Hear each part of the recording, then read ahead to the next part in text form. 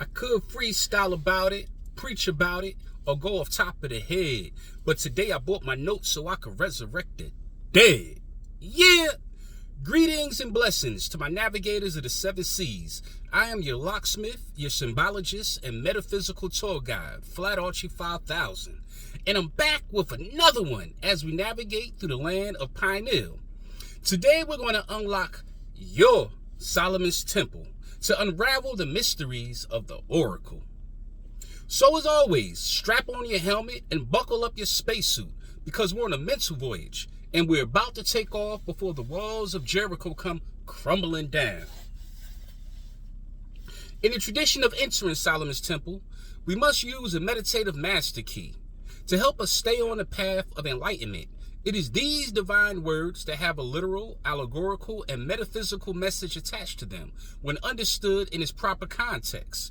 So today we give honors and respect to the author and high priestess known as Mama Zogby, who once said, though the Jews and the Roman papal authorities were competing enemies, both were in agreement that the African divine matriarchal authority had to be discredited and ultimately destroyed. The motivations of the Jews stemmed from the hatred of the divine African mother and their bitter break from the patriarchal pharaonic order of ancient Egypt. The Roman Church's usurpation of her sacerdotal power was motivated out of nothing less than more political expediency and economic necessity.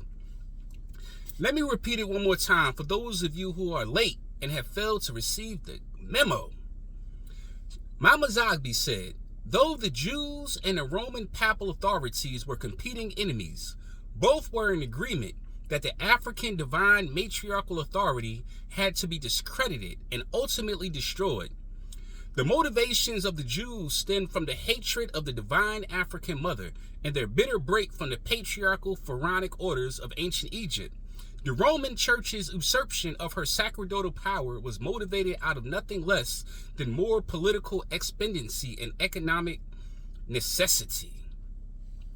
Go on and meditate on that and click your heels 3 times while I ring this bell of enlightenment for that powerful meditative key of wisdom as you enter the corridors of your Solomon's Temple.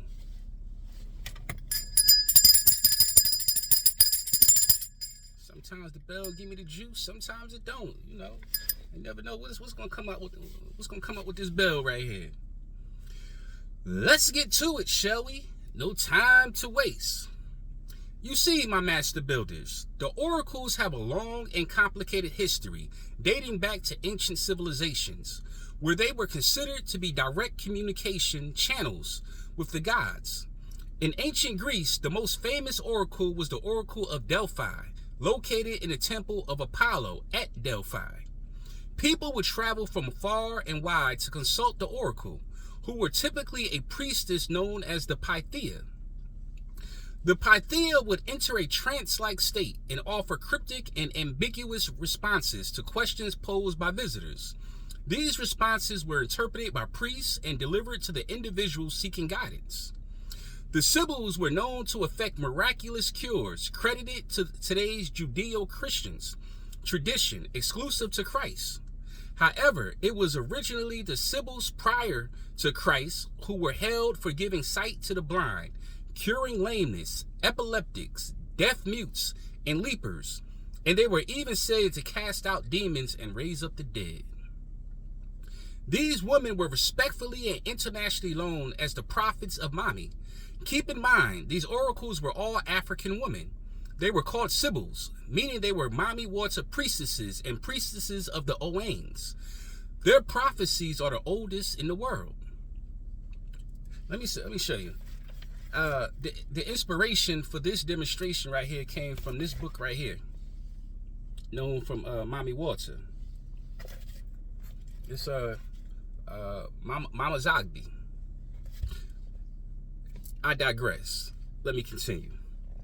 It is through the divine blood of these Sibyl priestesses and the patriarchal kingships of the pharaohs, the Hebrew prophets and the Chaldean priests were born.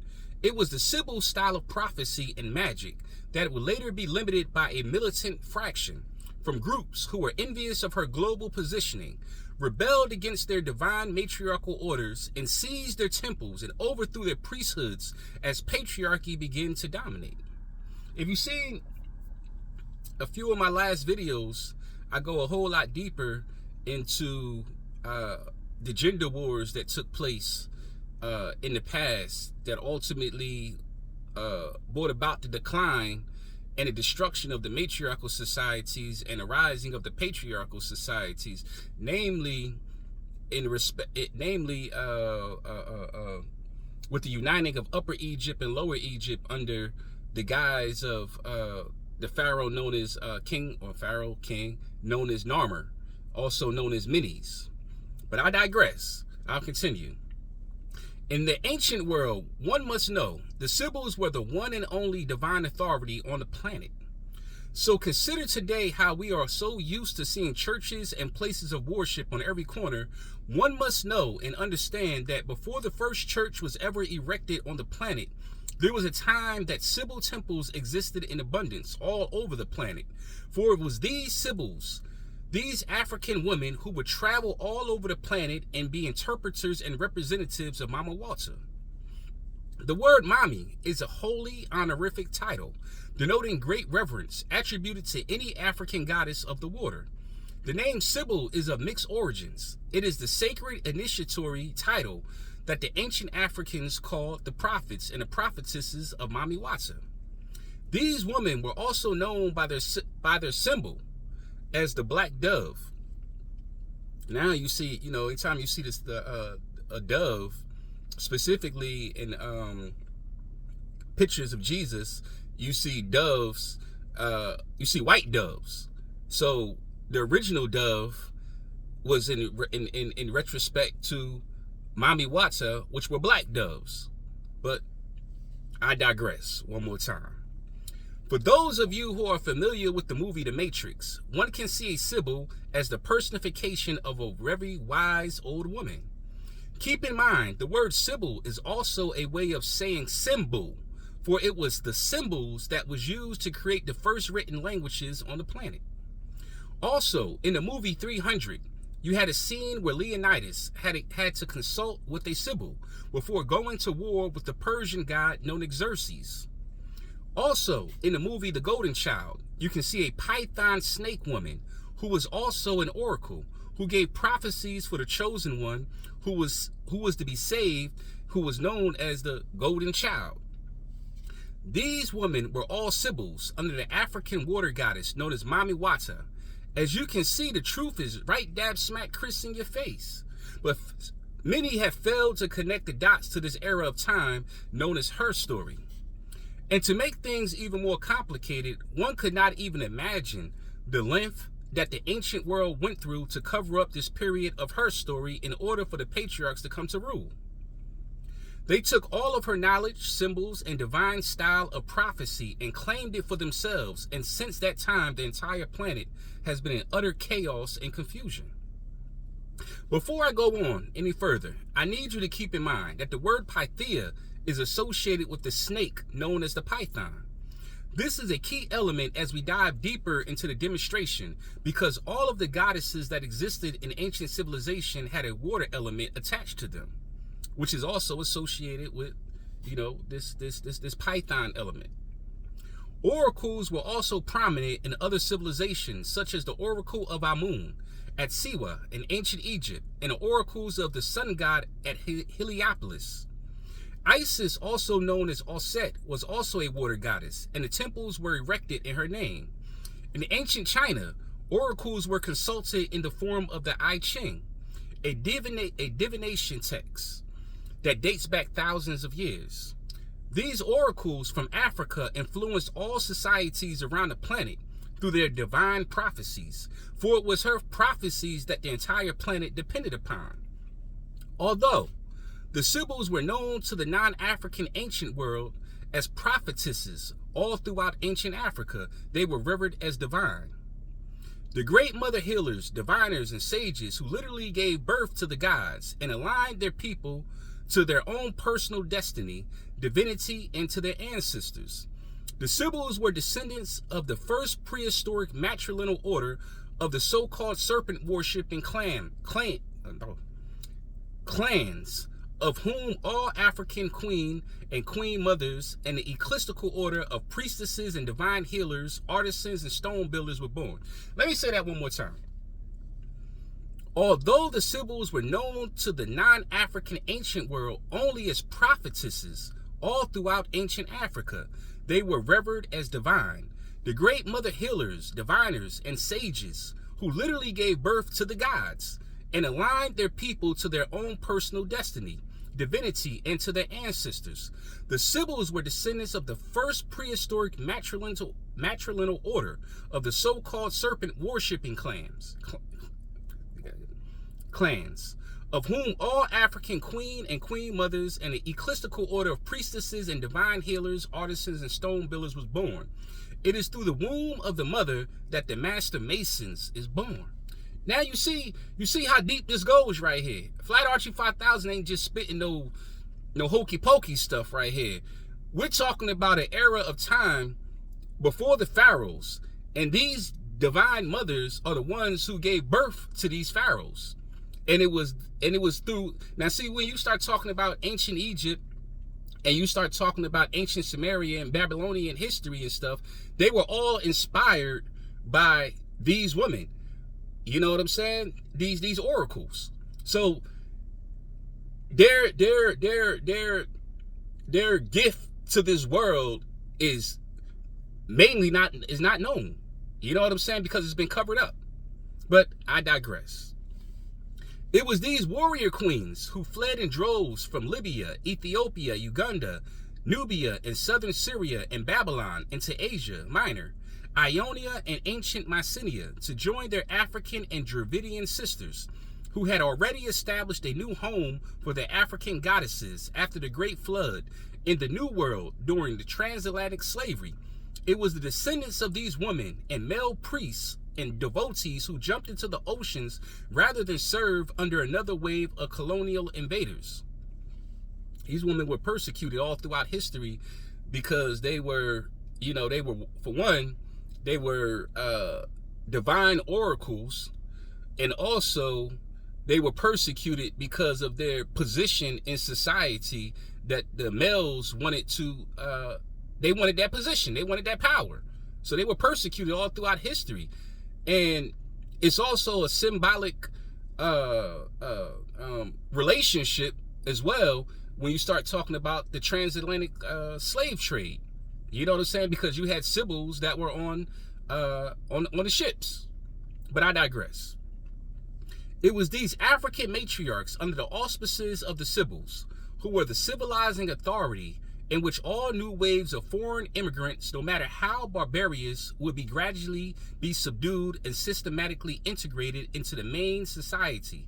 However, no matter how civilized or culturally assimilated they appeared to be, none of these groups were ever allowed knowledge of the mysteries which remained the exclusive domain of the African priesthood.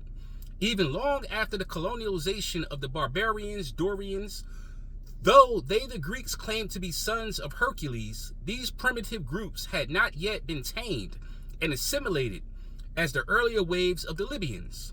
Thus, it was forbidden for them to even enter into the sacred chamber of the Sibyls, whom these earlier Greeks often worshipped as goddesses. In conclusion to this demonstration, the Sibyls were persecuted by their own African brothers and sisters, namely the priesthoods of Amun and the clans of Horus. They began invading and usurping the holy temples of these divine mothers, starting in Thebes, who were envious of their power and influence. And secondly, they were attacked by the up-and-coming Roman Catholic Church that wanted the power and accolades attached to the divine mother known as Mami Wata for their own mythical version of the personification of the divine authority whom is known today as Jesus. So they wanted this power. They wanted to strip Mami Wata of her power and influence, and so they can usurp, so they can create this entity known as Jesus. You know what I'm saying? Jesus is also attached to, is also symbolic to Horus. You know what I'm saying? But they wanted their own version. They wanted this power, So As civilizations evolved, the role of oracles shifted and transformed. While oracles, also known as Sibyls, were once revered as direct messengers of the gods, they eventually became associated with fortune telling, divination, and spiritual guidance. However, the Sibyls' most significant contributions were their famous oracles containing the divine prophecies they would utter in trance possession. These prophecies will be carefully written down by their assistants and compiled into books. These prophetic prose were the basis for the Greek and Roman tragedies and plays. These prophetic books were later collected by Roman authorities and soon became the sole and undisputed precursor to the Western Christian Bible, and would later lay the ecclesiastical foundation of the Western civilization. Today, oracles continue to be used in various forms, including tarot cards, astrology, and psychic readings. While their methods and interpretations may be evolved, the fundamental concept of seeking guidance and insight from a higher power remains the same. Now, let us dive into the esoteric meaning of the oracles, which has encompassed the idea that oracles are tools or methods that allow individuals to tap into higher spiritual realms or sources of wisdom in order to gain insight, guidance, and understanding. Excuse me. In esoteric traditions and practices, oracles are often seen as a means of accessing hidden knowledge, intuitive awareness, and divine truths that may not be readily apparent in the physical world. Oracles are also used to provide messages or symbols from the subconscious mind, the higher self, or spiritual entities, offering guidance, inspiration, and clarity on various aspects of life, such as relationships, career, and personal growth. So these people in ancient times would consult with these oracles, for all issues that arise under the sun. They would get guidance. In this day and time, the process is somewhat artificial and lacks the presence of organic divine authority. But nonetheless, through consulting an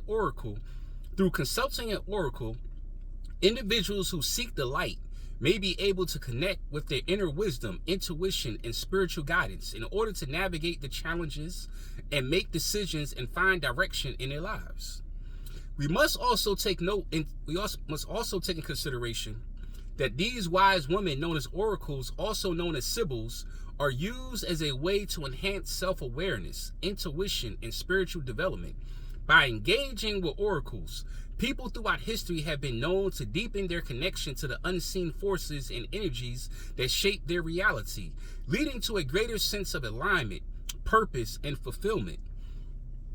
When I seen the Matrix, the key person in the Matrix was the Oracle. The Oracle was the one who gave Neo his pretty much gave him his life path, what it was that he was supposed to do. But she didn't just specifically say it outright. She pretty much spoke in parables, you know what I'm saying, or a decrypted message what he would have to decode.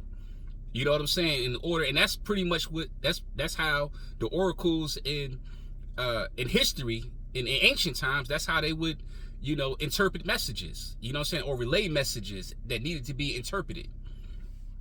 So as always, in Solomon's Temple, I leave you in peace with these powerful words. The moment you think you have a grasp on history and how things came to be what they are today is the very moment the lies become your shield and reality. Let me say it one more time. The moment you think you have a grasp on history and how things came to be what they are today is the very moment the lies become your shield and reality. Ashe, ashe, ashe.